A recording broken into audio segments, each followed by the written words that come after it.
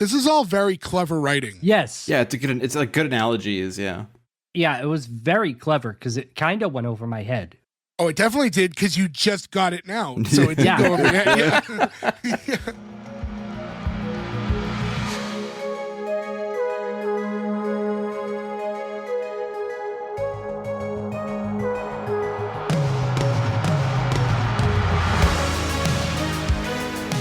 Welcome back, everyone, to S1E1, a show where each week we pick a different sitcom, watch just the first televised episode, and forgetting anything we might know about the future run of that show, rate it and decide if it's a show we want to greenlight or cancel. This week we're going to be talking about 30 Rock. 30 Rock went 139 episodes with 7 seasons on NBC. Today we're talking about episode 1, which was called Pilot, originally airing October 11th, 2006. So to get things started, I'm Jay Gags. With me, as always, the boys, most of them, Joe, Gordo, and Ferg. What's going on, guys? No Nick this week. Hello. I'm Pumpkin Escobar. Oh, I was waiting for it. I was like, we're all going to do that, right? Also, I just love television so much. 30 Rock, kind of like a pretty big show that I feel like doesn't get talked about as much these days. I think it's one of the big NBC Thursday shows, right? Like, I remember actually being like, we have to be home on Thursday at 8 p.m. because The Office and 30 Rock and Parks and Rec were on. That was for years. Where that was like the a big last deal. big block of like must-see TV together. Yeah, they'd always throw in weird ones too. It was like the Paul Reiser show. You'd be like, I don't think you get the legs there, Paul. I love you, but I don't think this is gonna take. But those three were like a big thing for a long time. That was Thursday for years. And were you guys all watching 30 Rock back in the day? No, I wasn't super into it back then. I think it's funny, but I just never fully got into it. I watched it here and there. I didn't watch it when it first started, but then I remember like a couple seasons in, like binging and catching up, and then I was watching it pretty consistently. I've seen the whole show. Yeah, I've seen the whole show a few times. I also feel like, hey, Peacock, this and Parks and Rec need superfan episodes. Like, you're trying to get more people to your channel. These shows that get binge watched all the time. Superfan episodes, do some cutting, hire some fucking intern to put some stuff in. What are we doing? You know what I think, though? I think Peacock knows they don't have that much stuff like to incite you to like stay with them long term. So they are stretching out what they have. Sure. Are you kidding me? They have Below Deck. I watch it every week. I've never seen Below Deck, but every time I'm watching Peacock, which is, to be fair, against your thing, Jay, fairly often, I guess. I see Peacock commercials a lot. It's always like, Below Deck, Australia, Below Deck, fucking New Zealand. Like, that show just seems to have so many spinoffs. It's like the Married 90 Days show. Because like The Office has been on Peacock for what, like 3-ish years now? And they still haven't gotten all of the Superfan seasons out yet. Give me the Robert California season, Superfan. I'm the one person who wants it, and I want it so badly. No, Jay hates Robert California, but I'm with you. I thought he was a Thank great you. character. He was so fun. I've warmed up to him a little bit over the years, but that's a conversation for another show. And I think we have a good amount to talk about with this one. So, and then real quick too, Nick, you picked this episode. Why was it that you picked this one? Yep, Nick's not here. So Nick didn't want to be here today because he wanted this episode to be all glasses, and I appreciate that, guys. So a couple quick things. IMDb has this one at 8.3, Rotten Tomatoes 78%, critic 92 audience. So hardcore fan base for this one. I mean, I think that's right. Yeah, it sounds about right. This is maybe the only sitcom, too, of that time to make a full-on To Catch a Predator reference, which makes me love it even more. Gordo, I remember when your old apartment, we used to watch all of the Catch a Predator episodes because you had them all TiVo'd. You want to talk about must-see TV every Saturday, Dateline. I miss To Catch a Predator. Well, he has like a new one, right? Where Chris Hansen basically does the same exact thing, only it's called something else. The thing about Chris Hansen's other shows is now he's not actually working with law enforcement, so it's like, all right, I'm just gonna fucking leave, dude. Like, they still like, oh no! Yeah, like there's no cops outside anymore. Yeah, there's no threat. I'll never forget it. I hate that it haunts my brain that, like, you know, Chris Hansen would have the conversations with the guys, and he's talking to one dude, and he's like, I'm gonna be real.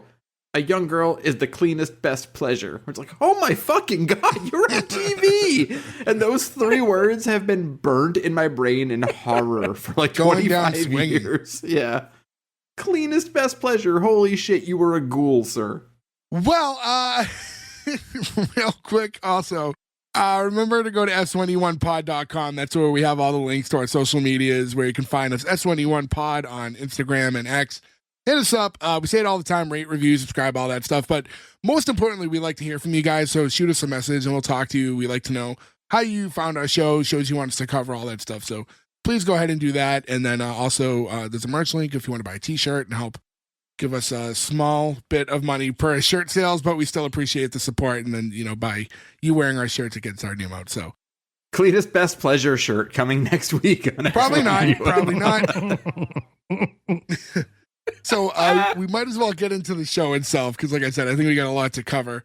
And the show starts, we're outside, it's New York City. This is a single camera style shoot. We're outside, it's a hot dog cart in New York. There's a long line. Few people deep in that line is the main character, Liz Lemon, played by Tina Fey. She's in the line, and we see another dude just kind of walk up in a business suit on the phone, cuts everybody, goes straight to the hot dog cart. Has anybody ever had a New York hot dog from a cart? I did once. I'm sure I have multiple times. Sure. But yeah, I just don't think about it, yeah. Those weird things you don't think about now when you're younger. You're like, I'll eat a hot dog out of a dirty water basin on the side of the street. But now I'm like, I would never do that. Street meat's always the way to go. So much cheaper. Like, if you're going to hit restaurants when you're in the area, go for some quick, cheap street meat. I would always go pizza first, though, because, you never know what's in that hot dog water. You don't know what's in that pizza dough. I feel more dangerous about the hot dog water. Yeah, but pizza dough has to at least cook in like a 400-degree oven. Right, it's not just in tepid water. It's not just a rolled piece of bologna sitting in tepid water for 3 hours. Don't worry, they boil the disease off of it. Is that how that works? Yeah. It's 100% how it works. Listen, there's something inherently, at the end of the day, if we're going to talk hot dogs, we've all had our share. Hot dogs are inherently disgusting when you really think about it. How dare you? So if you're going to get into the water, no, fuck the water. The part you're biting into is gross. You know what I want? I'm sick of this pickleback bullshit where it's like, we'll do a shot of pickle juice. You're a real person. You're hardcore. You do a hot dog water shot after your beer. Have you ever seen, there's a video of a kid that replaces his father's vodka with hot dog water, and he puts it in a mixed drink and fucking spits it everywhere. That kid is a menace, but he is a hilarious menace. Yeah. I liked it the first time when Tom Green did it. I mean, Tom Green is a multinational hero. And a menace, also, yeah. And also a menace, and the champion of the LeBaron. I love you, Tom Green. He loves a good joke, unless the joke's on him and his desk.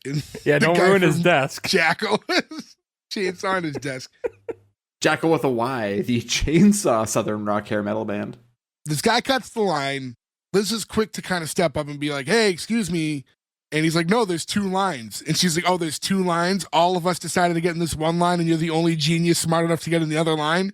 But now, everyone just accepts that for what it is. So now people are merging into the second line too now, figuring, I might get called next. If the guy selling the hot dog is going to acknowledge it, it's, I guess you kind of have to. Are you trying to tell me there's only one hot dog vendor outside of 30 Rockefeller Plaza? I don't believe that. Maybe he's the best, though.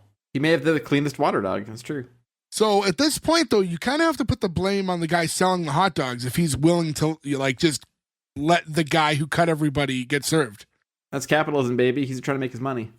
You're going to make the same money if you just respect the line. The way you beat that is you go, no, there's 3 lines, and you start your own 3rd line. Well, she kind of does that. At the end of the day, she cuts in front of the people in front of her and then offers to buy every hot dog on the cart. Which we find out is a lot of hot dogs. And she's only going to give them to the people that stayed on her side of the line. That's her way of justice. That's what I call bullshit, because what they later say what she paid for them, I think it would have been a lot more money. I thought so too. She said it was around $150 for that whole box of hot dogs. That's New York prices. This isn't that long ago. That's well, you know what?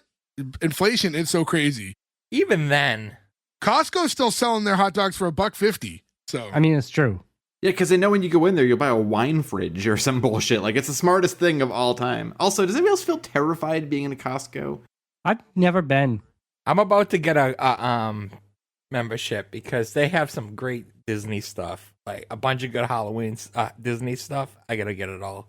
I will say this, it is worth having a Costco membership, but when you're walking in there, it's a giant warehouse, right? And they've got 40-foot tall shelves all around you, all filled with like snow blowers. You're like one errant screw and everyone in here is dying. Like, I feel so weird walking around there. I feel like I'm gonna get killed by something every 2 seconds. You ever see the video of the guy, he climbs it because it's got like one of those playground things and he goes to go down the slide, but it's not. It's just set up for display, and the slide just breaks off, and he falls completely down. No. I have not, but I'd love to see that. And like, that's what you fucking get, sir. Right? You idiot. My algorithm keeps showing me some girl now who calls herself the Costco hoe, and she's just showing you deals at Costco. Wouldn't you call yourself the Costco? That's a better name. I thought the same thing. Perhaps. Or is there another one called the Costco and they fight? We'll see. I don't know. The other one hasn't made my algorithm, at least. You know, years before I was this hefty man, I was a hefty boy. And when I would go to like places like Costco and BJ's, the free samples was like the coolest thing in the world. I was like, they give you just like free samples of all this food. It's always delicious, too, and I'm sure if you went home and made it, it wouldn't be as good. No. That's because they took the extra time to put it in the toaster oven, and you're just going to microwave it when you go home, and it's never going to be as good. See, I disagree. I would always wait. I almost lit my parents' house on fire once by putting bagel bites in the oven because I would not put them in the microwave. It turns out that we had steak the night before and there was a oily piece of tinfoil in the broiler pan, which caught on fire. My parents were happy I didn't burn the house down when they got home, but pretty unhappy that I sprayed an entire fire extinguisher into their oven. Pardon me, our old oven, not the new oven that had to get replaced. I'll say, you know, in the world of the air fryers now, you have like the convenience of like cutting that time down. So like you can't quite mimic, you know, microwave time, but you can shave that time, the oven time, way down now. It's the microwave oven. What? A microwave oven is a microwave oven.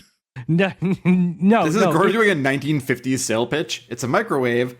I thought you were gonna say it's the microwave of our generation or something like that, and you just went, it's the microwave oven. It's what his brain so desperately wanted to say. Exactly. And his mouth couldn't do. It's the microwave version of the oven. Because now I know a microwave is a microwave oven. Like I know it's supposed to replicate the oven, but an air fryer replicates a convection oven much better. Convection, by the way. Oven. Convection oven would be a candy oven. Yeah. And that's a different thing altogether. No, it's not. That's what it's called. I put my bagel bites in and I got a bunch of chocolate covered pretzels. Convection is not the word. Convection is the word. Where'd you get a confection oven from? Hansel and Gretel's house? Gordon won't be here next week because he got cooked into a nice loaf of bread inside of his confection oven. You guys know what I meant. Well, anyways, now we see Liz with this giant box of hot dogs. And there's this whole montage of her like walking through the city with this box, and she's just handing hot dogs out to all these different people, and all to like what you think is like the theme song to the show. And it's like some song like That's Her. And, you know, it's kind of almost like like a Mary Tyler Moore type of theme song. 100%. That's the vibe I got from this intro until they started throwing the hot dogs back at her. You know what? Yeah. You know what? It was kind of smart to do it this way too, because it was a great way to transition from what you think is the intro to the show, but it's not, into like where she actually works, which is for like a sketch TV show. Because obviously the show pulls, Tina Fey created the show. There's a lot of pulls from her real life, you know, working on SNL for all those years. So that song that we're hearing that we think is the theme song is actually just being performed on a sketch that we cut to when we go to 30 Rock and we see like the Girly Show, which is the kind of SNL replacement show that they work on. I will say a tiny little thing that I thought was so smart here is that she hands hot dogs to strangers and they throw them away. And then she goes into 30 Rock and she hands them to people who she knows and they eat them. Right? Because if you walked by, any one of you walked by and said hot dog, I'd be like, okay, I trust that. Well, maybe not you guys, but if somebody else gave me a hot dog, I'd be like, sure. But if a stranger hands you a hot dog, you're like, are you fucking kidding me? There's no way. I'm 100% eating the stranger hot dog. How did Ferg die? Well, you know. You don't turn down free hot dogs. I mean, there's no other, for those of you who've been listening a long time, I think it's only appropriate that we say RIP to Ferg's hot dog toaster. Well, you always gotta bring it up, man. It still burns. How have you not replaced it? I didn't want to bring it up because I knew it'd be like I don't want to hurt Ferg. I almost replaced it on Prime Day this year, but the deal just wasn't quite there. If I get you with the Secret Santa? Can we get one that also burns the WF logo into it too? I can say without a shadow of a doubt, I do not eat enough hot dogs in a year to justify having a hot dog toaster. Because you don't have a hot dog toaster. It doesn't take long to cook hot dogs though without one. If I was to buy any hot items specifically to cook hot dogs, I'd probably get like one of those like steamers though instead. I'm at a point in my life where only on the grill. Yeah, I don't prefer a steamed hot dog. I prefer a grilled. I'll tell you. Air fryer. Listen, I don't want you to think I work for Big Air Fryer. However, you throw a couple hot dogs in the air fryer for like a few minutes and they come out great. Not even. Like 30 seconds. You're good. Honestly, I never thought to do that. I'm gonna give it a shot. I air fry everything. Yeah, I air fry absolutely everything. So yeah, I mean, so to get into like this idea of like this whole show is very meta. We see that a lot with a lot of the humor and the jokes that happen within it and a lot of like NBC jokes and stuff, but we're seeing a show called 30 Rock because of where, SNL and everything's recorded at 30 Rockefeller. So this, fake The Girly Show, which is the show they work on 30 Rock, is, replicating that. It's a lot of pulls from this. The kind of this idea of this whole meta style comedy. How do you feel about that in general? I like it. It works. It works because of the people on the show. If it was a normal, not a normal, but if it were a different cast, I would say that I don't know how I'd feel about it, but because it's Tina Fey, it's Alec Baldwin, it's all these. It's SNL people. Yeah. That's where I kind of wonder, does it work for me because at that time I'm watching SNL. I'm familiar with all the 30 Rock stuff. I'm familiar with all the NBC stuff because it's a lot of wink and nod jokes throughout this episode. And if you don't know all that stuff, does it hurt to not have that backstory? No, because I didn't know any of that and I enjoyed this pilot. Okay, well, good. Yeah. Yeah, then perfect. I would say that if I didn't know these people, they'd have to work more. Yeah, because I guess that was just kind of my only concern there because I'm coming from a place where even if I'm watching this show with fresh eyes, as we try to do, I obviously still know enough about all this backstory stuff. So you kind of wonder, is it catering too much to the SNL audience? See, oddly enough, I never knew what the name 30 Rock meant. Oh, really? Until right now. So, oh wow, I always was I was correlated with Third Rock from the Sun, which it has nothing to do with. But which we covered a very long time ago. That was the only thing that crossed my mind when you hear 30 Rock, because I didn't understand that. Now you explained it, it all clicks to me. I go, oh, I'm stupid. Even I knew that, Ferg. Good for you, but you still haven't seen Back to the Future. Yes, I have. We watched it together as kids. That never happened. So says you. The sketch that we cut to is that had that song was the end of Pam, the overly confident, morbidly obese woman. This is when we're meeting John and Jenna for the first time. Seemingly the only two people on this show, though. This whole sketch comedy show, but only a couple cast members. One thing I love about this, though, is this harkens back to what I think is an older and better time of SNL, where there were characters like that, where there was Toonsis, the driving cat, or the unfrozen caveman lawyer. Having Pam, it's Pat. This goes back to a time where they made Brian Fellows. That bird's looking at me funny. That bird is not my doppelganger. I feel like there's still elements of that. We can go back not that long ago when we had the Target lady and stuff like that. Sure. Not for any reason. I've definitely fallen off of SNL the last handful of years when there was kind of that big shift when we lost kind of that cast with Kristen Wiig and all them all kind of retired at the same time. And this newer class I haven't really been watching. So I don't know if there's there's always characters that are kind of consistent, but I don't know like really what they got going on now to say one way or another if like that era of character is gone or not. What are you doing here? Oh, I hate the Californians so much. They do the 405 thing here, which is fucking mad.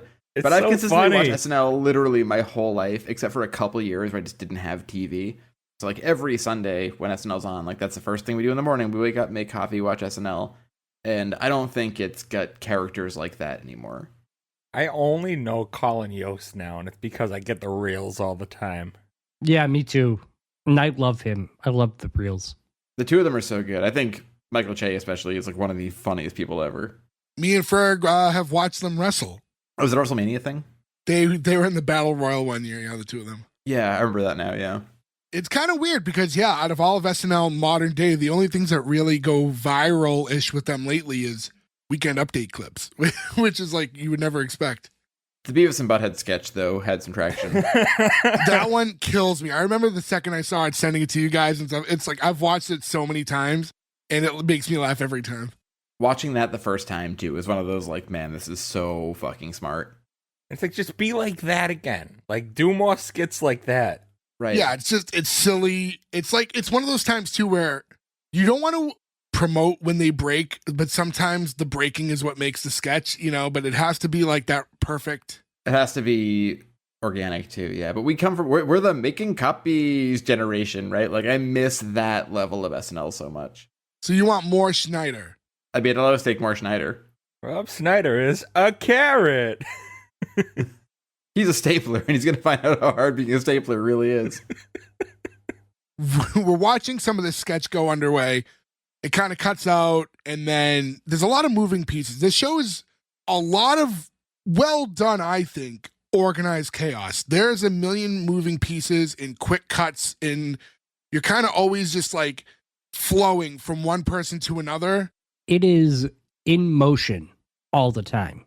One thing I noticed is it's crazy full of walk and talks, and I looked up because the walk and talk thing is the big thing for the West Wing. The West Wing ended the same year this started, so I feel like it must have been on purpose. They were like, we should take the walk and talk thing from the West Wing because they would have been 3 or 4 months later, right? Like after the end of that season to the new one. Sure, and then I just think the fact that this show does pull from her actual experiences working on SNL, that there's a lot of that going on. Right, running around.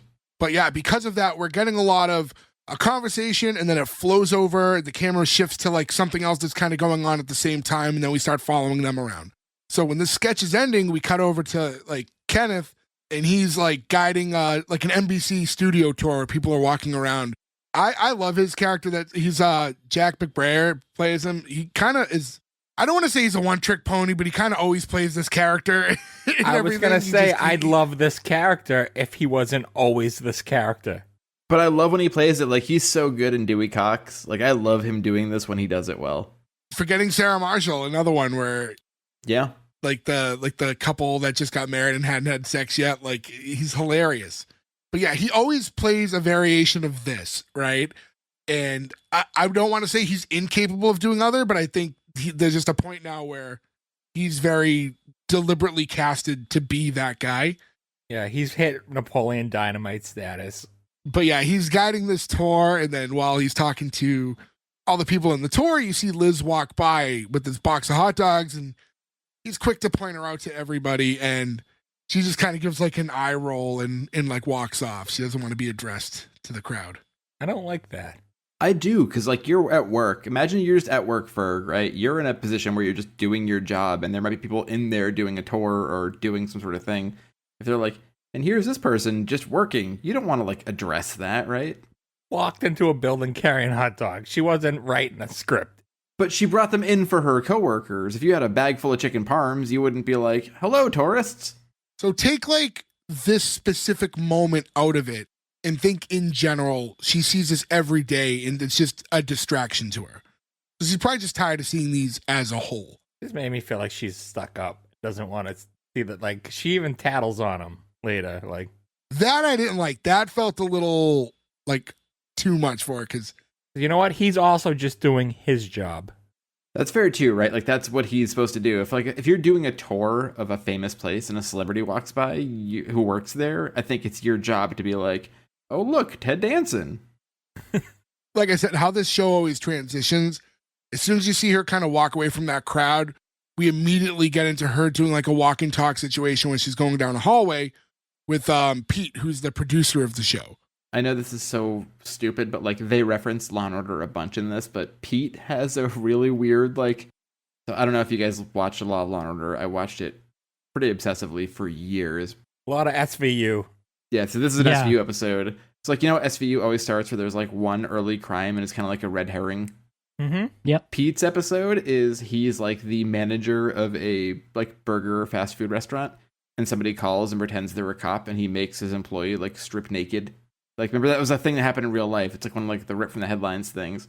But this happened a couple years into 30 Rock, so you just go to turn on the new episode of Law and Order, and it's Pete being like, I told her to take her clothes off because the guy on the phone did. And you're like, what are we doing here? This is clearly like a funny gag, right? And it like broke my brain when it happened. Think you're watching 30 Rock? Right, yeah, like you think it's a sketch. You're like, oh, Stabler's in this sketch from 30 Rock. It's so funny.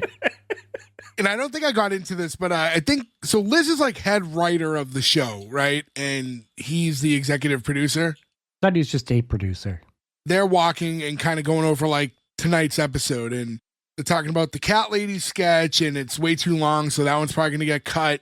And standards and practices called over the Michael Jackson bit because apparently you can't say he has a vagina. So they decided to cut that one. What's that? Oh, hi, no. everybody. It's me. Do you know who doesn't have a vagina?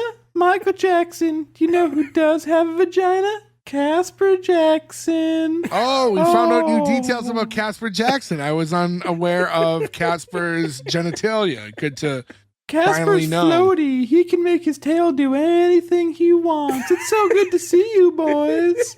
it's good to see you, Casper. Do you know what Casper's done before, just like Liz Lemon?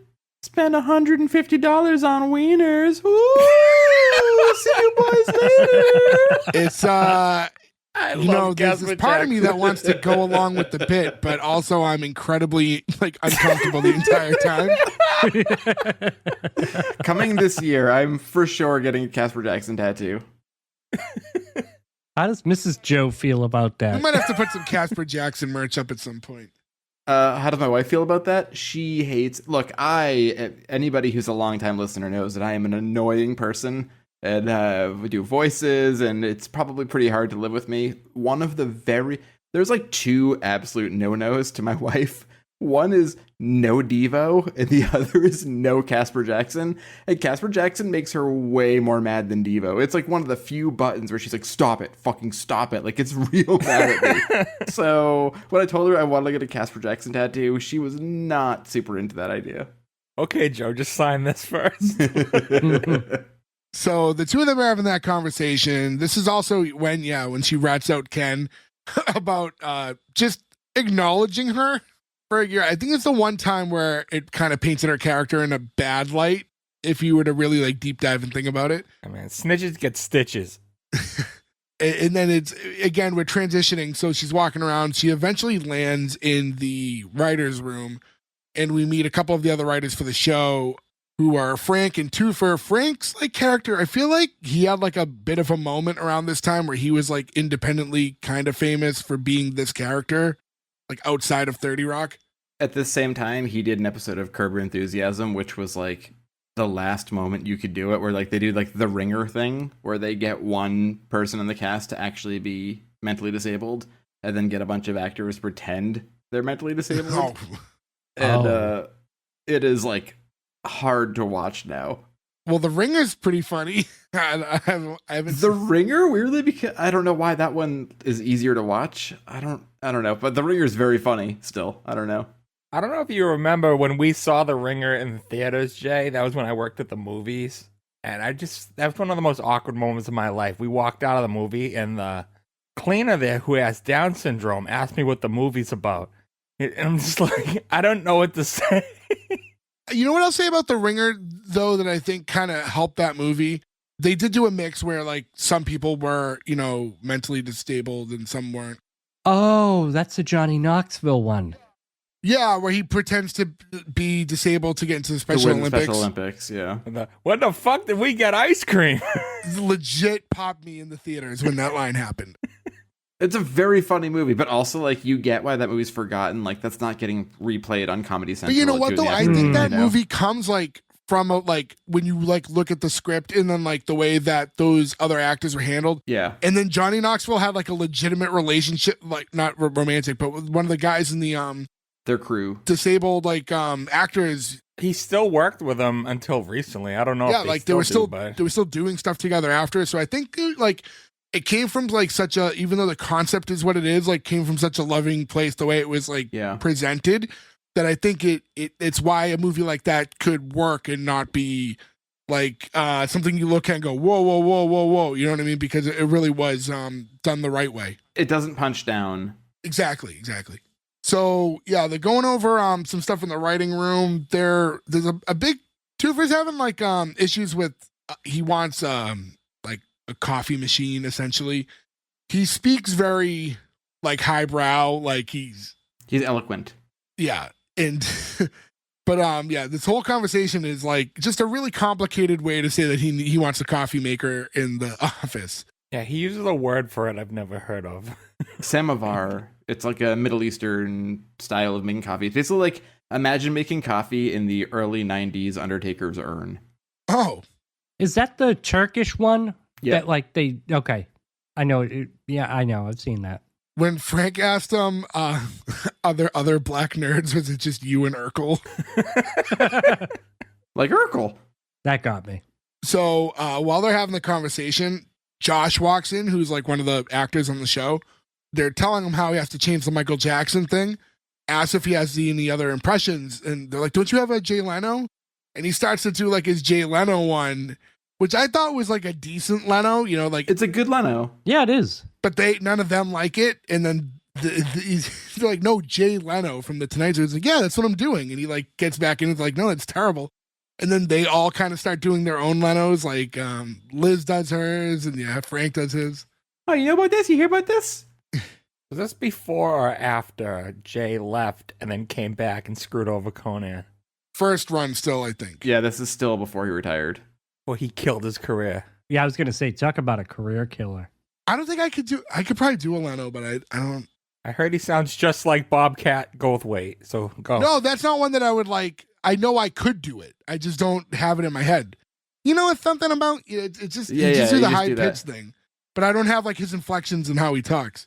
He's also with Last Man Standing as one of the main characters. He's like Tim's like becomes his best friend. Yeah, he's like a car guy in the show, right? Yeah. Yeah, he gets around. He was also on BattleBots.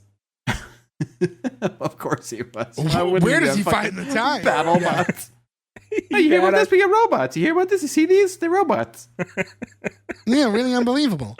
I like muscle cars. Yeah, I prefer Letterman too. The Chin. He played the Chin. He was also he also wrestled in WCW. He did in WCW. Man, that match is so fucking bad. He just kept going like that, touching his chin. Was he in the NWO? No, he No. fought against them. He fought against them. Dennis Rodman. Was that Dennis Rodman or Karl Malone in that one? Dennis Rodman went against Karl Malone. Okay. So there's another celebrity in that match though against Leno, right? It could have been Rodman again. Rodman did a few.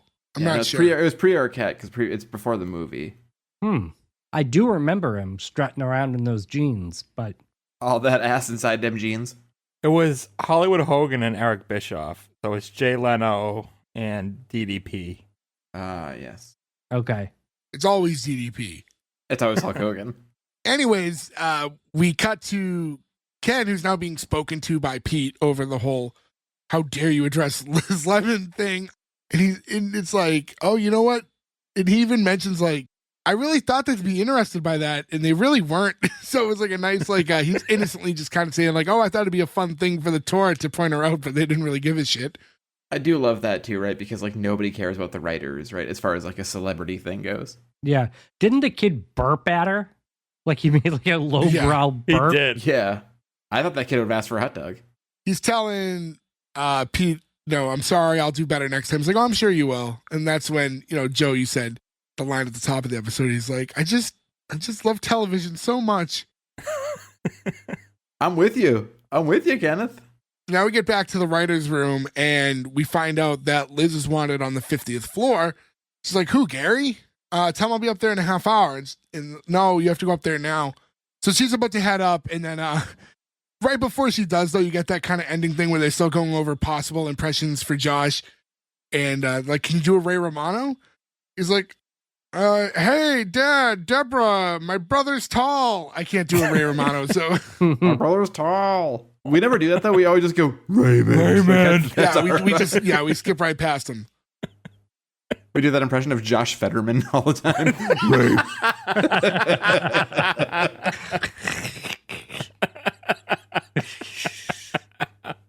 And now we're flashing to Liz and Pete, who are now heading up on the 50th floor. And it's like, do you think we're in trouble? It's like, no, they love the show. Gary's like a super fan of ours. He's like really pleased with the ratings. Another walk and talk too. Yeah. It's like, oh, that's right. They love us. And then they walk in and you see the whole floor is being renovated. It's, oh, where's Gary? Gary's dead. I'm Jack Donaghy. He comes in and kicks a whole door open too. So he's the new VP of development for NBC, GE, Universal, and Kmart. It's like, oh, we own Kmart now? No. So why are you dressed like we do? I really like that line. It'd be sad though too, because like, oh, even only with this 2006, I think. Like we're like not even 20 years away, and like there's just not stores like Kmart really anymore. Yeah, Kmart's officially dead now. They're gone. Like all those like Kmart, Sears, like what are some other ones? They're all gone. Well, other ones like Bradley's. way before, like we lost Bradley's, Caldor. Ames, yeah, service merchandise. Macy's is the sole survivor. Yeah, it's basically Macy's. We still have Best Buy, and we have Walmart and Target basically now. Well, we have like would TJ Maxx or Marshalls be considered? No, that's more specific to like second tier, like not second tier, but like second. Like it's like we buy bargains. They're more like a bargain hunter place. Like we buy stuff in lots and we sell it. Brand names for less. Like a Building 19 or a Spags. Spags. So Jack is played by Alec Baldwin, who I think was like a perfect casting. It's weird because we were talking earlier, like all these SNL ties. Like you almost think of Alec Baldwin as an SNL cast member, but he was just a guy who's been on it a lot. Consistent guest, like Yeah. Well, he once Trump got in, he was the Trump. Yeah, and the Boy Scout sketch is one of like the most long-living sketches from the 90s. Yeah. He's hosted so much, and then he's always invited on to like be just a guest for like just maybe like a one-off sketch here and there, even when he wasn't hosting.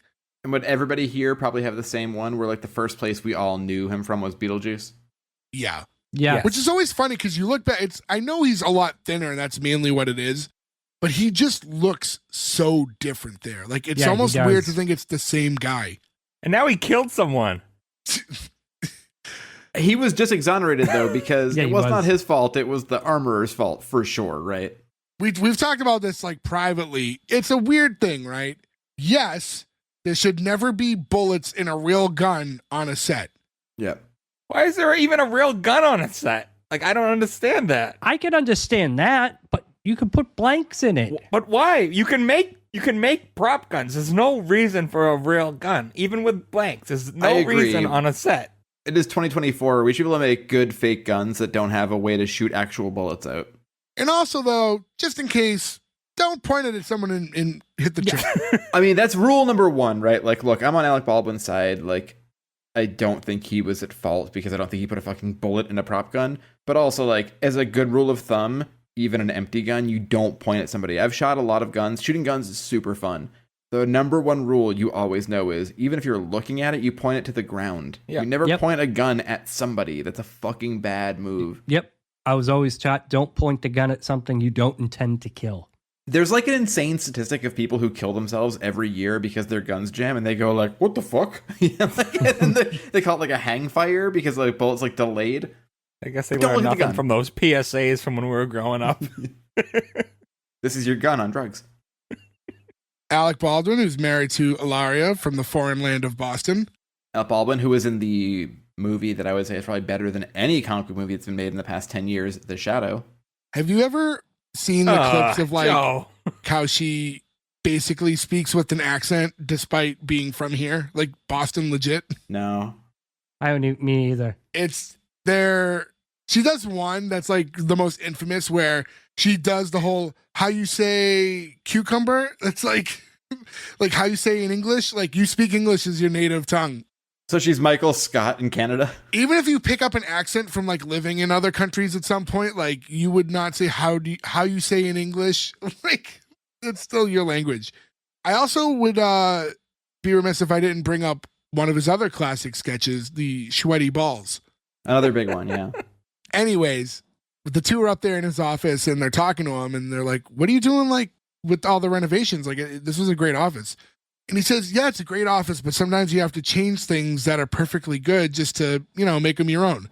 Which was, again, one of those really meta like jokes because it's basically the whole point of this episode and really this show is that he's coming in. The show is already doing okay, but he's going to go in and rip it up and change a bunch of things and make it his own.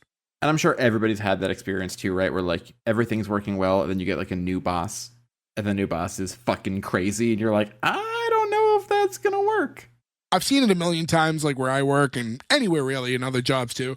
It's like one of these things that all managers, especially I notice younger ones who come in, like a big mistake that's always made is you want to come in and put your stamp on things immediately to like show, look at all these improvements I've made. But what you really need to do is take a step back, watch the operation for a little while, then figure out the holes and fix things. Don't just change things right up front before you give it time to like really see the inner workings of everything and why we do things the way we do them. So in those situations I've learned, you just got to kind of weather the storm, and then after a month, things go back to normal. Oh, sure. Because they realize they were wrong, and that's why things were the way they were. It's like this time-honored tradition of like, I need to like change things immediately, even if there's not a problem, just to prove that like, look at how I've changed things because I can. So basically we find out that he gets this job working like in the studio because he's like, his kind of claim to fame is with the GE part of things. GE really was linked. Like all these companies were linked in real life, by the way, like NBC, GE, Universal. So no shit. It's so funny to think of a company like makes missiles, fucking ovens, and sketch comedy. Like what a weird, diverse portfolio that is. Actually, GE had like a whole issue, I guess, early on where they didn't like being like named like this, especially with like jokes and stuff, because like sometimes they would pick apart like things, you know what I mean? Because the way the style of this comedy is, so they'd make a lot of jokes against themselves. And GE had an issue with it, and then like the president of the company was basically like, I can't remember exactly who, but someone was basically like, get over it, and I don't want to hear about this again. And they just kind of let Tina Fey do the show she wanted to do.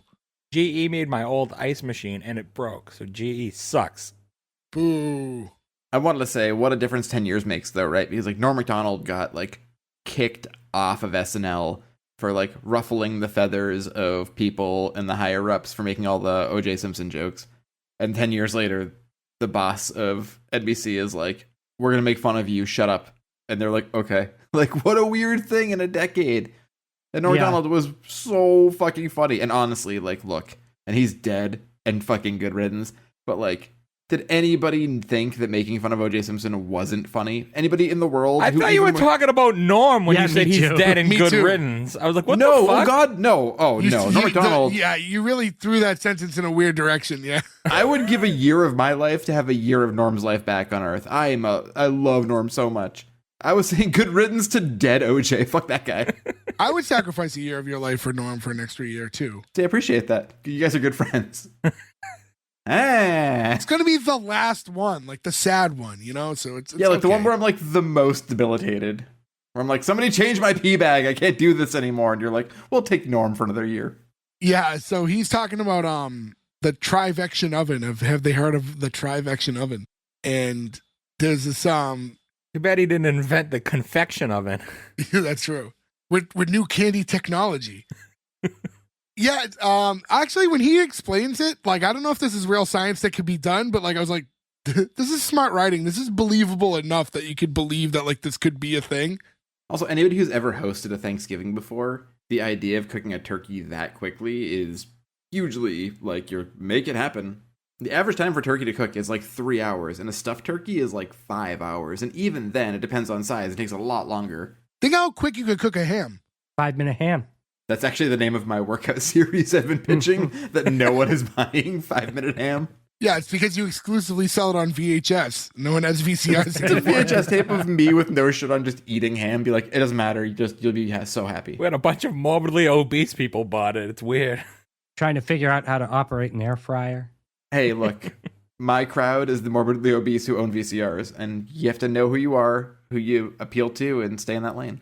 I also like the right around here too is when his like assistant goes to like show him all the notes, and he's kind of going through them, and he's just reading like, yeah, I'll call her back. White House line, right? Yeah, okay. And then the next one's like, yeah, tell him I need a 4 a.m. tee off time. And then the next one was 5 inches, but it's thick. It's like, whoa. I was happy because this was like, there's not a lot of sexual jokes in this, and I feel like you do need that if you're trying to be like, I feel like there was so much on this NBC block of like, there's always at least a sexual joke an episode. I feel like you have to sort of keep up with that theme. Well, there it was. There's your one. That's all I really do, too, for the most part. I mean, there's a whole part in a strip club. I mean, there's strip club jokes, but I don't think they're like super sexualized.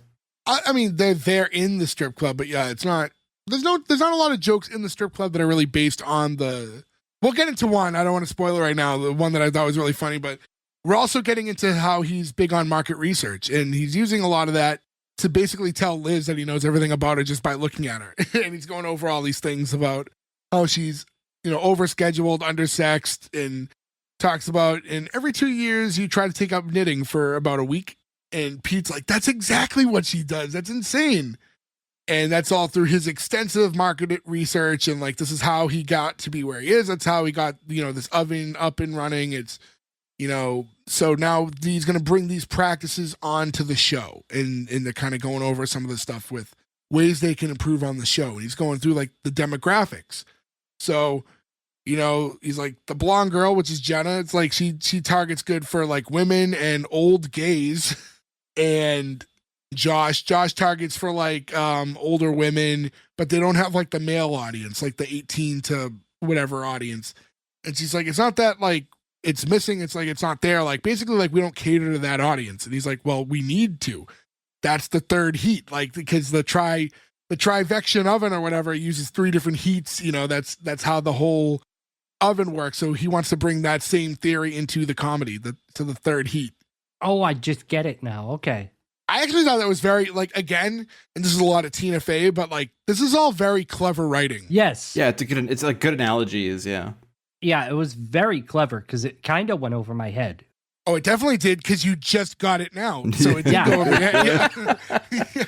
Yeah, no, I mean, think about it. To dissect the whole thing, right? You look at the whole speech about the trivection oven, which is a fake product, which is believable enough due to clever writing and great delivery by Alec Baldwin. But it's a product you go, oh, that could be real, like an oven that innovates cooking by using different forms of heat, and then ties us into like exactly what the show needs, which is we have these two, and now we need the third heat. It's just really, really clever. Yeah, the writing's great in this. And then we look at all these other shows that we've covered, and we always talk about the writing. And we're talking about really basic sitcoms, which really doesn't need super clever writing. And then when you compare it to something like this that has like this really smart, layered like writing that goes with it and still maintains being funny, like it really angers you when you see shows that get greenlit that have such awful, awful fucking writing attached to it. I think it shows you how fucking good. I mean, it's a great example of that too with Tina Fey. I remember when Mean Girls came out, people being like, you have to see it, it's so funny. Being like, why would I want to watch a movie? Because at this time we're like, 15, 16-year-old guys, right? It's like, why would I want to watch this movie about this 16-year-old girl, and there's a musical or whatever, and then you watch it and you're like, oh, this is fucking genius. This is like the funniest thing ever. Like, she just finds a way to make everything she writes so good that it doesn't matter what your preconceived notion of what, genre or whatever is going to be. She just always kills it. Although I will not see the new Mean Girls musical probably, so I don't know. People don't love it. Why does everything have to be a musical now? Every time they do something new, they're like, we're remaking it, and it's a musical. Not everything has to be a musical. I'm trying to be optimistic. I'm a little nervous about Joker 2 being a musical, but we'll see, we'll see how that ends really? up. But Yep. Love everybody involved. Don't want to watch that for 2.5 hours. I want to trust the people involved because I love Joker so much. So I'm going to try to trust the process. It's just like they told the story. They needed to tell. There doesn't need to be a Joker 2, period. And now it's like a musical. I'm already going in skeptical. But I guess it's good to go in with low expectations. Sure. Yeah. I just don't want to be like, recap, and then it's like, opening night. Like, oh, I don't want to fucking see Batman do musicals. It's so weird. To get back into this, it's weird because we're getting cuts in and out of the scene, but like I'm trying to paint the picture before I get away from it too much. But there is a point where while this conversation is going on, we cut to Jenna's dressing room at one point, and she's asking like one of the makeup people like if her face looks bloated, and it's talking about, I was on Law and Order, and I played the lady rapist, and to get the bloating from under my eyes, they actually used hemorrhoid cream. There's a callback to that later, so I wanted to make sure I mentioned that. And Ken walks in and introduces her to the person who handles the cats for the Cat Lady sketch. The cat handler. Greta Johansson. Greta short for Lou Greta. What a babe, right? Rachel Dratch. Rachel Dratch. You know what's funny about Rachel Dratch is she was originally supposed to play Jenna on the show. She recorded like a pilot. Oh, wow. Where she was Jenna, and then it didn't quite test. They changed the character a little bit, obviously, and then they went with the Jenna we have now. I don't know if her name was Jenna or in the original thing, because Jenna is played by Jane Krakowski, star of Vacation. Which Vacation is she? The first one. She's Cousin Eddie's daughter who French kisses, but Daddy says I'm the best at it. Oh, really? She's Cousin Vicky. I didn't realize that. Don't think unnatural thoughts about your cousin Eddie, cousin Rusty.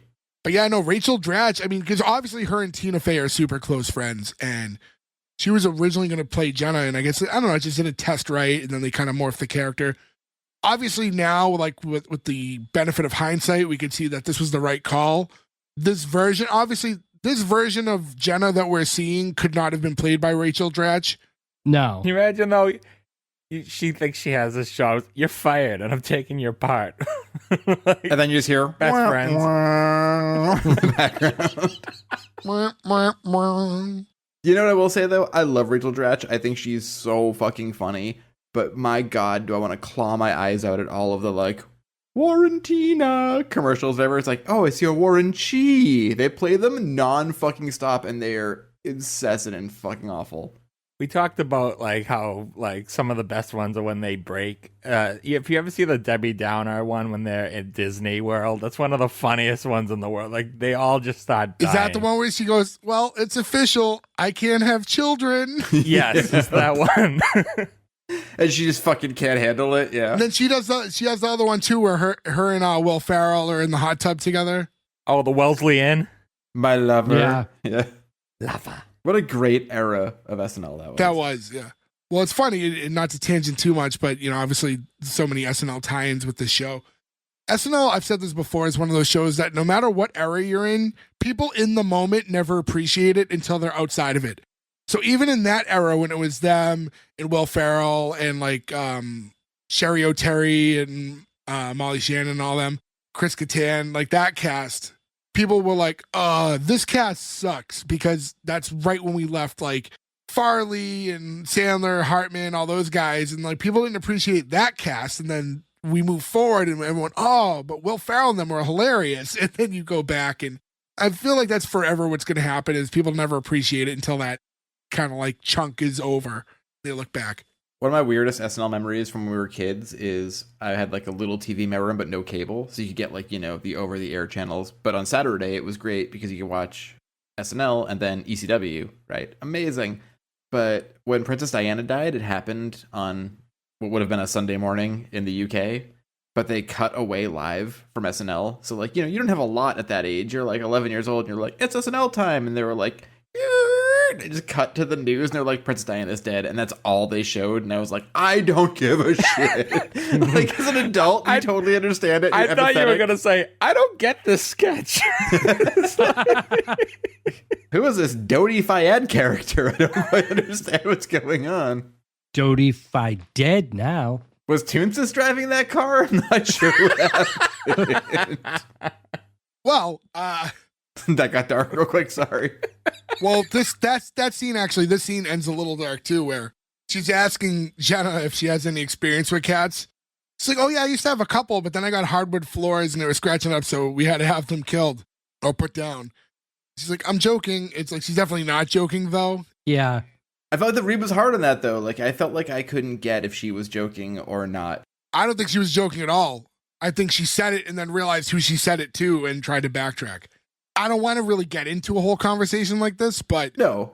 there are people who do things like this for reasons like that. Like people, not everyone who has pets are connected to their pets. Sure. Yeah, it's sad. But yeah, not wanting to really get into that too much. We go back to the office, and like I said, we're talking about adding the third heat to the show. And that's when Jack decides, like, I think I got the perfect guy.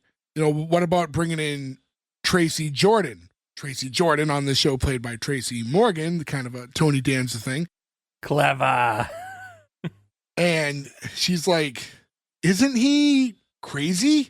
It's like, oh, well, Tracy's had his problems the last few years. And you got that cutaway, and it's like the cut to like news footage, and it's just him in his underwear running down the street with like a plastic lightsaber going, I'm a Jedi, I'm a Jedi. That cracked me up.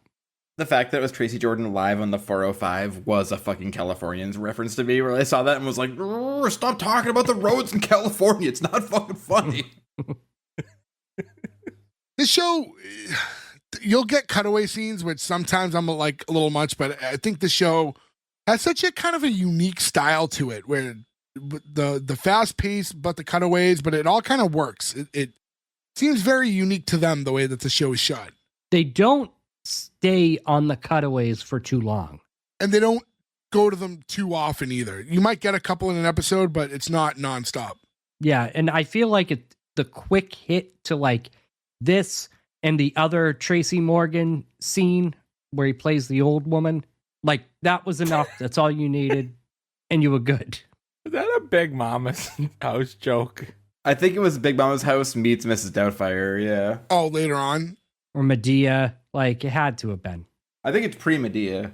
Pre-Medea sounds like a disease you don't want to get. Like, I've got pre-Medea. No, that sounds like the medicine you'd take for the STD that you got. From Tracy Jordan. So Jack's telling Liz, like, I really do think that Tracy is the third heat that we need for the show. I want you to meet with him at a restaurant, like, and just have lunch with him and like talk to him and, see if that there's like a mix. And she wants nothing to do with it. And he's like saying, hey, listen, like, just give it a shot. If you guys aren't in agreement that this is a good fit, then I'll drop it. Like, I'm a reasonable guy. He's like, Alfredo, 2 p.m. And she's like, I'm not dressed for that. And he goes, you're dressed for Burger King. Should we make it Burger King? And the way he delivered that, like, really got me. I thought that was so funny. His deliveries in this are really good. He's so fucking funny. She's a little too standoff. The way she talks to her boss, like, right away. And, like, we get later his personality, but she's just meeting him. I can understand, though, the idea of you have a new boss that you did not know about, came in out of nowhere, and he's instantly gutting your show and completely changing it. Like, I could see why you would be that frustrated. I don't know. It's a lot. It is a lot to deal with. It's a lot to give, yeah. But also, I feel like most people would be like, hold off a couple days, right? Like, it's day one, try not to get fired. So now Liz leaves. Pete's following, but is asked to stay back for a minute. And then as Liz walks out, you get like some drywall hitting her in the head. Like, so I thought he asked them to stay back so the drywall would just hit her. No, that's another thing that, like, I bring it up because it comes up later, and it's like very subtle and it's well written and it's smart. But yeah, so Pete has to stay back for a moment. We cut over to Liz, who's now heading straight into the costume area because she needs something to wear at this restaurant. All they have for her is something that looks like Laura Bush's. They were like, is Laura Bush your size? Not as attractive as Barbara Bush, but Sure about that? What's wrong with you? Look, I love a nice white head of hair. And then while they're talking, Jenna's in there getting fitted for a sketch, and she notices Jack talking to like people. He's like now on the main floor and he's introducing himself. She's definitely finds him attractive, like right off the bat, and she's asking who he is. And Liz is like, please, like, don't like him, like he's the worst, like just stop. When she says like yummers, I'm like, ugh. Yummers is a fun word, though. I did enjoy yummers. I hated everything about it. It's like the word preggers. Like, I hate it. Preggers is not a good one, yeah. I'm indifferent towards the word preggers. I would never say it. No, I hate it. I fucking hate it. And I don't know why. There's no reason to, because I say like skibbity toilet and like Riz, but like preggers, no. Is it like moist?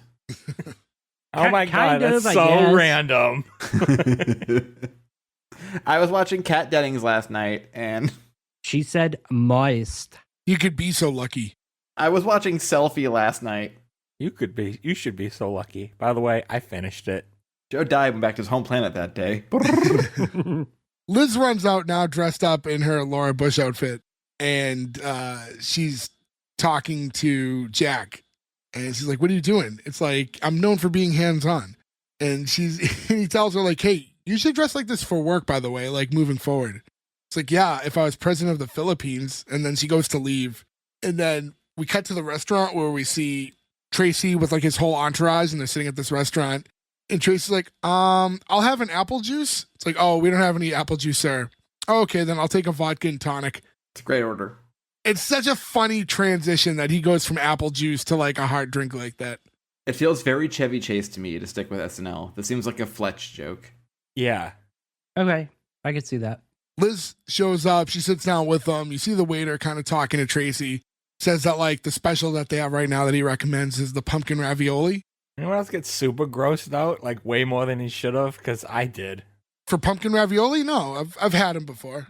I just laughed at this because Tracy Morgan, the first thing I think of, Ferg, you said earlier, was like, I'm Pumpkin Escobar. So that he's like, do you want pumpkin? I was like, oh, holy shit, we're doing a Pumpkin Escobar riff? I love this. It's so meta.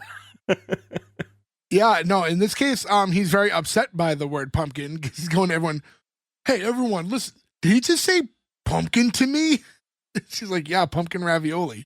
See, I felt the same way as him. He's like, I can't eat here. We gotta go.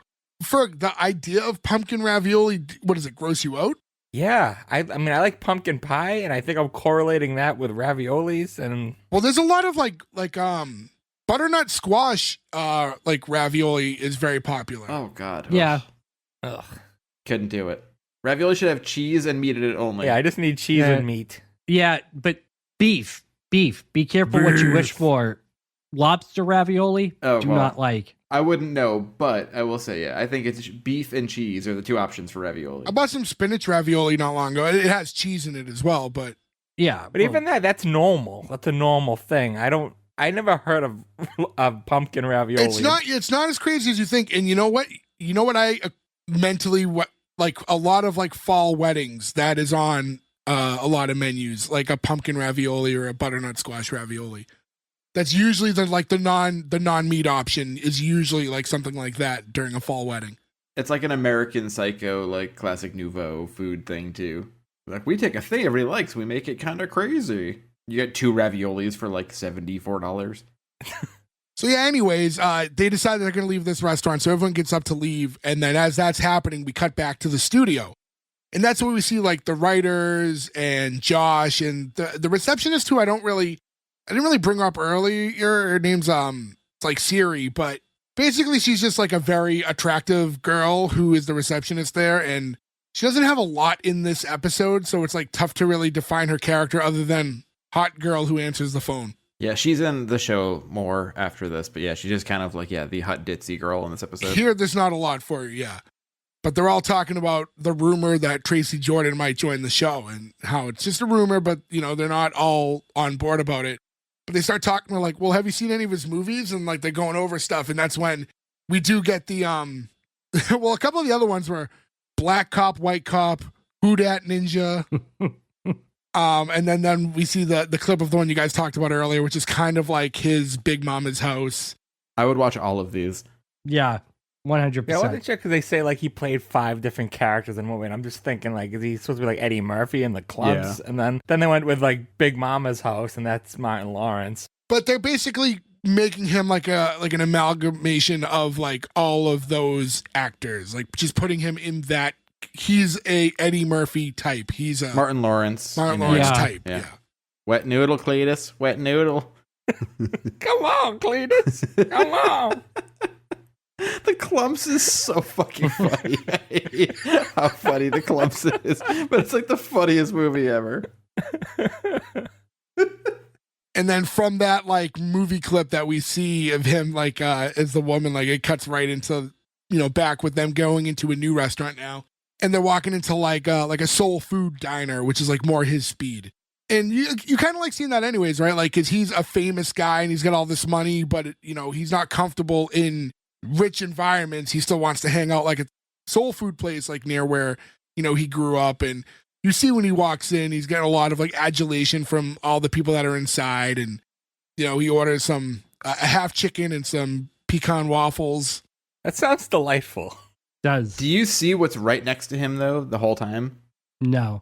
Pumpkin pie.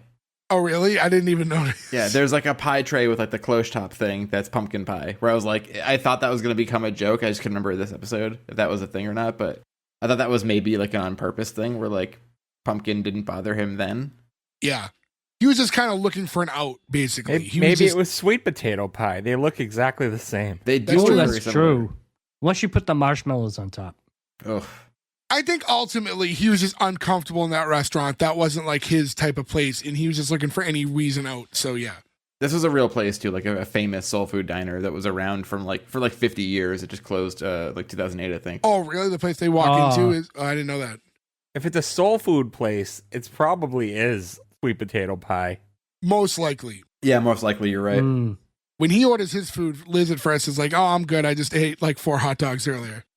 He's telling her to eat. He's like, "I hate skinny women." He orders like a round of beers for everybody, and then they start talking about the show, and he's talking about how he wants to do like raw HBO style content. This kind of goes back more into like the Eddie Murphy comparisons too, again, especially where he did Raw on HBO. Was Raw on HBO? HBO I know used to do all the comedy specials, so I didn't know if that specific one was on HBO. Yeah, Raw was HBO. And she's trying to tell him like, by the way, like it's not HBO though. This is TV. Like, so I don't think it's going to be a great fit, but he keeps going on. Which, did you guys pick up on the joke there? It's the reverse of it. Yeah. It's not TV, it's HBO. Yeah. I thought that was fun, yeah, because I forgot that was their slogan, because that was the slogan when we were like kids. The home box office. Oh. At least I've kept that part. I'm glad that didn't go away. He's going on and on about like all this stuff that he wants to like bring to the show and talking about, you know what pissed me off? Like he did like this thing for like Us Weekly and they said he was on crack. He's like, that's racist. I'm not on crack. I'm straight up mentally ill. I laughed so hard at this. Yeah, that was funny. I like that he acknowledges like I have mental health issues, like straight up. And I support our mental health brothers and sisters in this podcast listening audience, which you don't hear every week is my alarm going off for me to take my crazy pills. So I'm right there with you, Tracy. Yeah, we have to edit that out every week. Every week. Yeah, every week. I thought it was weird when that round of beers came in, like they gave everyone like a small plastic cup to go with the beers. I was like, it's not a big enough cup for the beer. And Tracy uses it. They show up later and he's pouring just a little bit of beer into the cup. He pours like a shot glass amount into the cup. I feel now, especially where you mentioned that this is a real place, I bet that's how they serve the beers there to keep. It must have been, yeah. So, but like to me, it's so weird because it's not the right size cup for a whole beer. And also, if you're just going to give me a 12-ounce bottle, I'm probably just going to drink it out of the bottle. Well, Tina Fey does. It may have been some weird New York thing too, though, because like I remember the first few times I went to New York in the early 2000s, so before this, where it was like you can drink in a brown bag. Like there's always like crazy New York rules where it's like a cop's going to drive by at some point. He's going to look at everybody, know they're drinking. Everyone put their arm in the air and show it's in a brown bag, and they'll just keep going. Like, so I think there was like all these rules where it was like, don't get hassled. They don't want to write the paperwork, but you have to follow the weird rules. Maybe the cup is part of that. Oh, maybe. So while they're, about to drink their beers, we cut back to the set and you see Jenna walking around kind of frantically. She's looking for, either Liz or Pete. She doesn't know where anyone is. And she has a question asked. She's like, who's in charge here? That's when Jack walks up. He's like, I'm in charge. And she's like, I'm not sure about this costume. And she's wearing like kind of a, what is it? Like kind of that almost like old time West corset type look. Yeah. Yeah, it's like a corset that's like pushing up her breasts. Yeah. And he's saying, I think it's hot. And she's like, oh, thanks. I'm Jenna, by the way. And then when that happens, Ken walks up like, Miss Maroney, I got that hemorrhoid cream you wanted. That was such good timing. It's like that really awkward thing. And it's great because like we know from before that she's saying, oh, it's for my face. And it just comes off like a lie, even when she says it to him. But we know that it's the actual truth of the situation. But he's so smooth too that he's like, it works for you. Like he doesn't break. He's like, wherever you're putting it, I think it's working. And we get back to the diner. She's still like, she's really kind of convinced him to not do this show. She really doesn't want him to be on the show. And there's a lot of empty beer bottles on the table now. They try to pit us against each other, like women and minorities. Like it's all about like white dudes. They basically distract us and think that we're going up against one another when it's like they're kind of in charge of everything going on. Like he throws GE in it. He's like, because she's like, what white dudes? He's like, Jack Donaghy, General Electric, George Bush, Karl Rove. It's funny too. Like this is again, we make the joke all the time about Team America with South Park guys. Like just like I haven't thought about Karl Rove in so many years. It'd be like such a funny person to bring back. Also, Tracy's telling Liz that one thing that white dudes are doing is injecting AIDS into their chicken nuggets. And he says that's a metaphor. For what? I don't think he knows what metaphor means in that situation. Yeah. And she goes, yeah, you should tell that to Us Weekly, basically because they think he's on crack. So she's referencing that article. Then they head outside and he's like, hey, you like karaoke? I know a spot. And she's like, no, I have to like wrap up this meeting. I got to head back. And she's like, oh, I'll take you. Like, and he's like showing his keys because they got the car and she doesn't have a way home. He's like, we're just going to make a quick stop and then we'll take you home. Coming to find out that stop is a strip club. I do love that it's clearly an all black strip club called Dark Sensations. It's a great name. The girl's like dancing up on Liz and she's like slips a 20 and the girl's like, underwear lines. She's like, this is for computer classes. And I love how you see Tracy Morgan and he's got like dollar bills like in his mouth that they're pulling out. That's very dirty, by the way. He's very confident in himself because he's talking to Liz and he's like, you know why I should do this show, Liz? Like, why? He's like, because I'm going to make you rich. Because like if I do this show, it's going to pop off. So he's like very confident in himself and what he brings to the table. Well, he is the biggest movie star. Yeah, I mean, I think there is a point that when you have such a string of successful choices, like you're probably pretty confident and you know what you bring to a table financially, I guess. Yeah, think of any of those guys in that run, right? Like Martin Lawrence or Eddie Murphy. They're just like pumping out movies that were like hit after hit after hit, Norbit not included, Gordo. If they just like popped in and jumped into a show that was kind of semi-popular, it would have risen the popularity of that show so much. They'd make so much more. You keep shitting on Norbit. It's been brought to my attention that has a pretty big fan base. People love Norbit. Yes. I mean, I haven't seen Norbit since it came out. Maybe I'll do a rewatch. But I did not like it then. I'm going to do something that Gordo would never do. I'll admit, I've never seen that movie. It was a great movie. I'm with Joe. I don't love that movie. I'm just saying, people do. And I love Eddie Murphy. I think Ferg and I saw it in the theaters. I like when Liz says to Tracy after that, how do you know I'm not rich? He goes, your teeth. He's basically saying like, hey, look at these strippers, Liz. Like you have to know your opportunity. You have like a short window. You get in when you're young, you get your money and you get out. And she's like, well, I'm not a sex worker, Tracy. Like I don't have sex for a living. And then one of the strippers goes, neither do we. And he goes, yeah, neither did they. And then he looks at it and goes, yes, they do. Fucking laughed so hard at that. That killed me. But I'll say this. As crazy as he comes off at times, he's making solid points about like get in early, make your money, like and get out. He's crazy, but he's not as crazy as you think at times. He's very self-aware. And if you look at all those people too, right? Like even the people we're talking about, right? Like if you're a celebrity, if you're a movie star or a big TV person, we cover TV shows all the time. Think of how big somebody like, this is not to shit on Pam Dauber, but like think of how big Pam Dauber was when Mork and Mindy was on TV, right? Like she was one of the most recognizable, most famous people in the entire country. And then a few years after that show's over, that goes away. You know what I mean? Like, and we see it all the time with TV shows and with movies. So like, it's pretty good advice. Like that's not going to last forever. Yeah, I'll agree to that. Yeah. I mean, and then, some people fade away because the opportunities don't come up after like a big show like that. And some fade away because they made their money and they're happy. And they're like, now I can just live the life I always wanted to live. And some go full circle when the nostalgia comes and they get a show like Cobra Kai. Brought back Ralph Macchio. I Shot the Clerk. We need a My Cousin Vinny sequel. While everyone's still alive, we need a My Cousin Vinny sequel. A musical. Because it'll be terrible. Well, no, Coming to America 2 was great. I didn't see the new Beverly Hills Cop. I enjoyed it. but I love those movies anyway. So Yeah, I've not watched it yet, but I want to do a marathon of them again so I can be fresh for it. So now we're cutting to Liz outside of the strip club, and she's trying to get out of there, but realizes she doesn't have her phone, so she has to walk back in. And then when she goes back inside, now you have Tracy on stage with the dancers, and he's singing "Love Is a Battlefield." I love this choice as a song. Yeah, it was the perfect level of random, and a great song. And a great song, too. But I feel like there's like a very famous Seinfeld Pat Benatar joke, too. So I felt like this was kind of a nice concurrent to that. Was her phone in his jacket? Was he just trying to keep her around? Or was he stealing her phone? if that was the joke, they didn't establish it enough. Yeah, I feel like it was too quick. Yeah, I didn't really know where they were going with that one. I couldn't tell if she grabbed his phone. No, it was bedazzled. It was definitely hers. Right, but he's so crazy that you wouldn't be surprised if he had a bedazzled phone. Also true. Yeah, good point. Yeah. But anyways, yeah, she retrieves the phone, runs outside. She calls Ken, and she's like, hey, can you send me a car? And then he's saying like, oh, I wish you were here. Like, Mr. Donaghy doesn't get us showbiz people. Like, the idea of him being like showbiz people just because he works at the desk is so funny.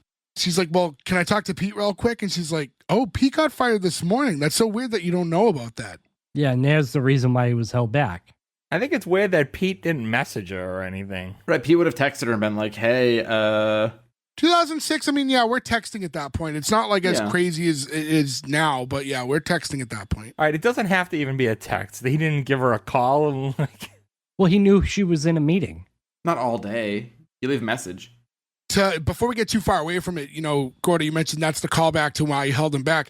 There's another line too earlier on in there that was really smart that if you could easily miss it. When he first proposed the idea of adding Tracy Jordan to the show, Pete says, like, I don't know how we're going to be able to work that into our budget. And he's like, I could think of something. And that was him knowing that he was firing Pete and he was going to save the money on that. Yeah, but he gave him a stove first, so that was nice. That was nice. I don't know why I laughed so hard, but he's like, can we get Pete a stove, please? I laughed so hard at that line. Hey, stoves are expensive. That's a nice gift. Yeah, Yeah. that was a good gift. Yeah, Especially like the new top of the line, new innovation one that they just came out with. Yeah. with the 3 heat. Upon finding out that Pete got fired, you get that kind of flash to a little bit later in the night now. And she decided to stay at the strip club. She's been drinking. And now she's kind of venting to Tracy about like how mad, you know, she is about the whole situation. And, you know, like, you know, who does he think he is? Like, you know, coming into my house to mess with my show. And she's talking about how Jenna and her like worked for years trying to get the show off the ground. Like she moved from Chicago to like get this thing going. He goes, Chicago, I was in Scottie Pippen's wedding. Good for Scottie Pippen to get a throw in here. I just have to hear things in his voice and I laugh. Like, To Tracy's like credit too, he's trying to be supportive just as she's venting, but he doesn't really know the situation. So she's like, fired Pete, he can't fire Pete. And she's like, you know what? I quit. He can suck it. He's like, yeah, suck it, Pete. And she's like, you're not listening. Like, you're not a good listener. suck it, Pete. Suck it, Pete is definitely one of the funnier lines of the whole episode. And now we're like back in the studio and we're like 20 minutes away from when the show's supposed to go live. And Jenna is talking to Jack. You can hear her say, oh, Liz says we're going to cut the cat sketch. And he's like, well, that's, you know, this is why Liz is wrong. Animal humor is universal. And she's like, I just don't think I'm like good at it. Like, do you think I'm good in it? And he's like, this is your opportunity to prove everybody wrong. And she's like, wait, what? The network that wanted to fire you, the focus groups that said you had a weird eye. She's like, you mean this eye? No, it doesn't open all the way because when I was younger, my little sister peed in it. Not what you expect for that. Do you think that part was ad-libbed? No, to be No, honest. this feels very written and very purposeful. It's very written and it's like very smart and like and no discredit, you know, to the actress, but like I just think this is more credit to the, you know, just the great writing staff that's involved. She's Larry David's wife, right? No, that's Cheryl Hines. Yeah, it's not her. I think the great acting here too, though, is you realize that Jack is a good manipulator, but he's in over his head as a TV producer because he doesn't come from TV. And there's so many moving parts, you know what I mean? Yeah.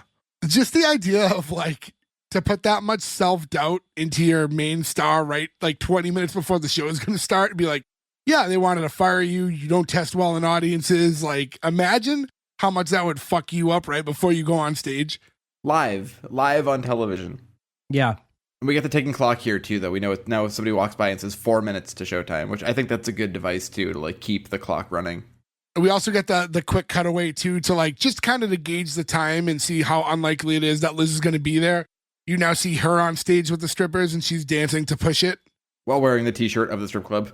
Yeah, you know, I didn't catch that at first. That's a good catch. And we flash back to the studio. You have like, was it like Twofer and Jack are there. Jack has to pick out which cat to use for the sketch. And he's like, you know, he's using his market research. He picks, you know, one specific cat, walks off. Turns out that cat isn't even an actor. That's just a cat that she said she rescued from the lab. So not only is this cat not trained as an actor, but we don't know what meds and things have been tested on this cat. That's why you always, when you buy the shampoo and everything, cruelty free. I go for extra cruelty. Ferg washes his hair and a claw comes out and scratches him. He bleeds. He's like, I don't care. It makes it better. I can taste the fucking pain of the poor kitty. What would you do if you found out, Joe, that they were trying to create a gluten-free Cheez-It, but they were being tested on animals? I would say those animals died for a just cause and probably deliciously, and I would not be upset about it. Look, a man's got no limitations, but a man's going to draw a line, too. I love animals, but I love Cheez-Its more. I'm sorry, but I will be selfish for once in my life. So now everyone's finally leaving the strip club, and again, Tracy's offering to give her a ride home. He's like, hey, where do you live? She's like, no, I want to go to the studio. Like, I want to tell Donaghy to his face that I quit, and I want to do it in front of the whole crew so they know that he didn't fire me. He's like, oh, cool, I want to see that. And you cut back to the studio again, and now it's like, you know, the girly show is about to start, and they're driving, and they're on their way to the show. And there's a quick pullover as they're driving because they get to, like, the house he grew up in. And he's talking about, like, oh, this is like, you know, I was in foster care, and he had to live with 2 other dudes and a girl with messed up fingers. He has a claw hand. Yeah, and he's talking about how he was lucky to get out of there. You know, you see him, like, go up against the fence and, like, put his arm up, and it looks almost like he's just kind of, like, reflecting. And she's trying to tell him, like, oh, you know, it's not luck. Like, you're very talented and, like, you know, people love you. And then she realizes that he's not just, like, leaning against the fence because he's emotional, but he's just peeing. And when she asks if he's peeing, you just kind of see him, like, half turn his head and, like, smile at her. Like, it was pretty good. That made me laugh. Very subtle, but it made me laugh. New York City. You can pee anywhere. We cut to them, like, physically getting into the studio. And they walk by Ken's desk, and she's asking where Jack is. And he's like, oh, last time I saw him, he was riding the crane camera.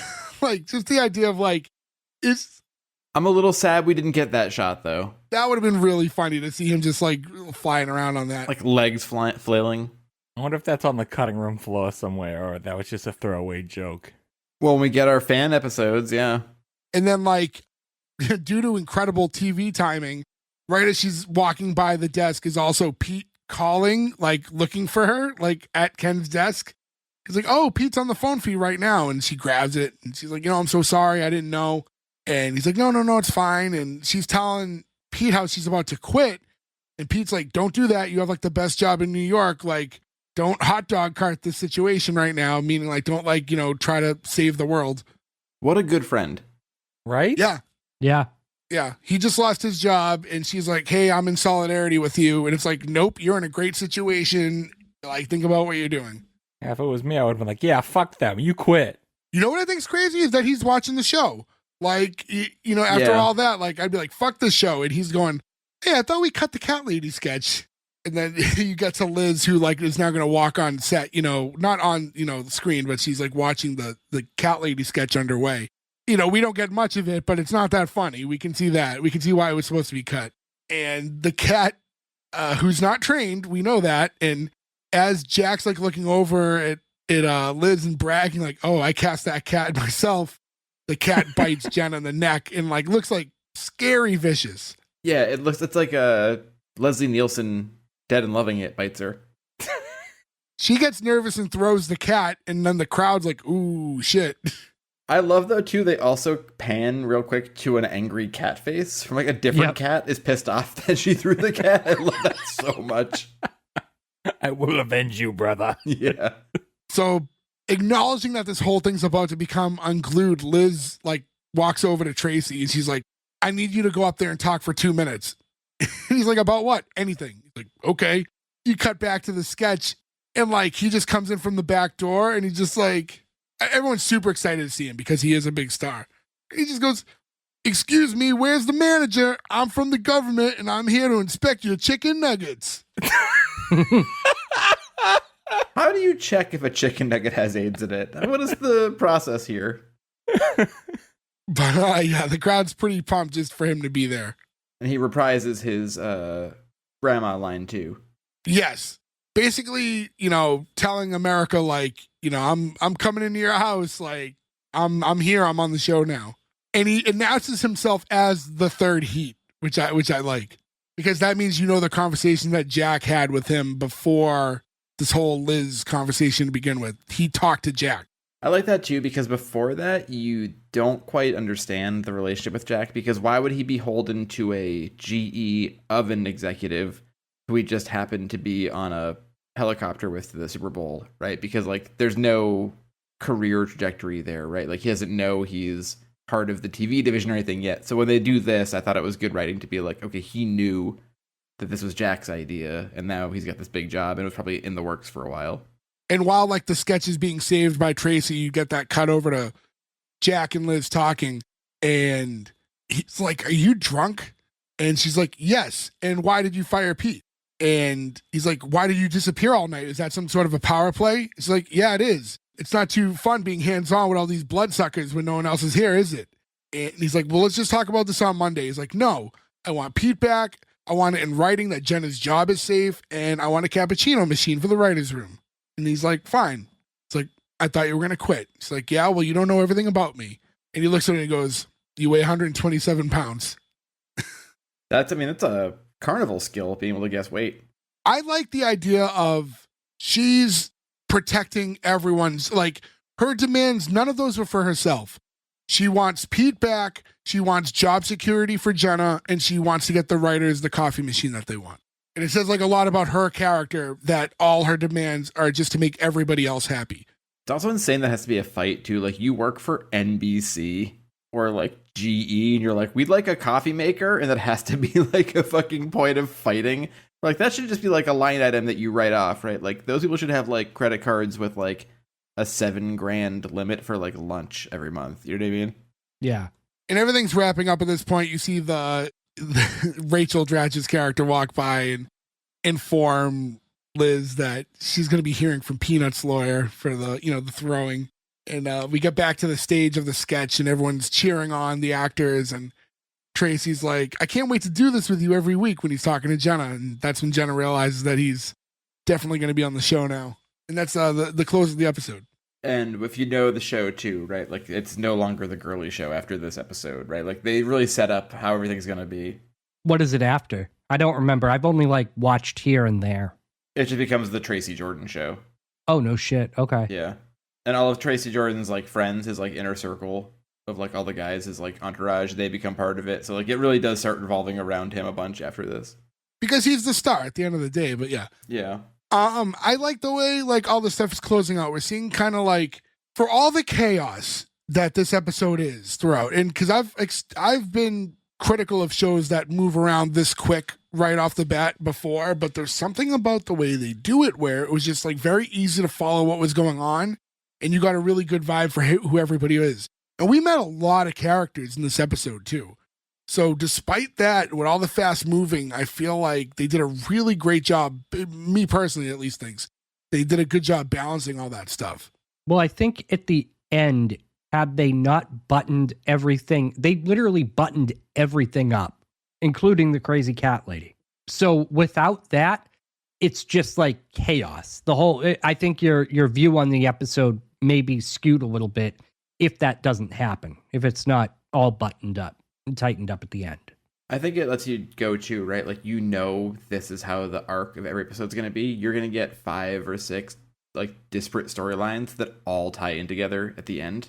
Yep. I feel like on a pilot to be like, look, this is what you're going to get now. I think that's a really good way to end it. It's almost like Seinfeld. Like there's always like 4 competing stories that all tie up. They all wrap up together. Yeah. So yeah, I mean, like I said, that was the wrap of the episode, and I don't know. I don't have a lot of extra things that I really wanted to mention about the show. I think we covered a lot of it as we went along. So might as well get into our green light or cancel. As we know, Nick is not here. So in the event of a tie, which I kind of doubt is going to happen, his vote will still be reflected in our graphic that we put on S1E1 Pod on Instagram and X and all that stuff. So check that out. Regardless, give us a follow, hit us up, do that stuff. To get into the green light or cancel, I'll go in the order I got you in. Gordo, starting with you. I don't know how you can cancel this show. I mean, this is the master class in like sitcoms, in like modern sitcoms. I don't think we've done a better one. And even randomly, when I did watch this show, I enjoyed it. Turning on random episode, I really enjoyed it front to back. And sitting down watching this now, I really liked it. I might actually go back and watch a couple of episodes. So that's more than enough for me to greenlight. So greenlight from me. Joe. The writing for this is just so good. And something I think that's crazy to think of is this is 18 years old now. Like, that's a pretty long time in the way the world moves so quickly in our lifetime. And even though there are some things that make it feel sort of dated, I guess sort of the importance of TV 18 years ago was a lot bigger, especially live. And obviously things like Tracy's cell phone. I don't feel like this feels dated at all. I feel like you could show this to somebody who was, I don't know, an 18-year-old or 16-year-old kid and be like, this is a funny TV show. I don't think they'd come back being like, this is too old or too different from anything now. I've watched the show a few times before, but I feel like this has to. I mentioned earlier, this needs to get the superfan episode thing too.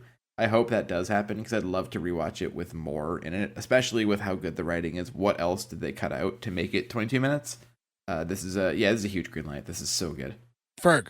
So I usually, I've seen scattered episodes of this, and it never really quite did it for me. But this is a fantastic pilot. It hits everywhere. I'm not a big fan of the rapid fire jokes where you don't give them the time to breathe before you're going into the next joke. But there's something about the way they do it on this that it just works. And it's a fantastic cast. And I actually am going to go back and give it another shot from the beginning. Maybe that's why I wasn't enjoying it in the past, that I wasn't following it episode to episode. So I will give this a binge. And yeah, it gets a green light from me. Yeah, I'm obviously not rocking the boat on this one. Kind of to tail off of what Ferg said with the fast jokes. And I've shot on shows for doing similar. I felt like to go way, way back, one of our earlier episodes, I always kind of go back to this. I thought like News Radio is an example of a show that didn't know how to introduce that many characters in one episode in a way that wasn't a little clustered. And this show, is chaotic as it is, like I said, it's this organized chaos, and they do a really good job of kind of weaving it all together, where the show has a very unique look to it, but they're not rewriting the wheel. It's very interesting how that worked. But yeah, it's a green light for me. So with all that in mind, that's 4 out of 4, regardless of Nick's vote. So congratulations to 30 Rock. You live on to see episode 2 with us. So again, I want to remind you guys, go to s1e1pod.com. That's where you can find all the links to our social media. Rate, review, subscribe, do all that stuff. I say it every week. Actually do it. It would really help us out a lot. Spread the word. Hit us up on our socials, S1E1 Pod. Shoot us a message. Let us know shows you want us to cover. We definitely try to get some of those out of the way when we can. A lot of cool episodes that we've covered as a result of you guys suggesting them. So again, thank you all. We'll catch you again next week with another new episode. But until then, thank you. Goodbye. Ooh, I think we got the best $150 wieners. Ooh. Casper.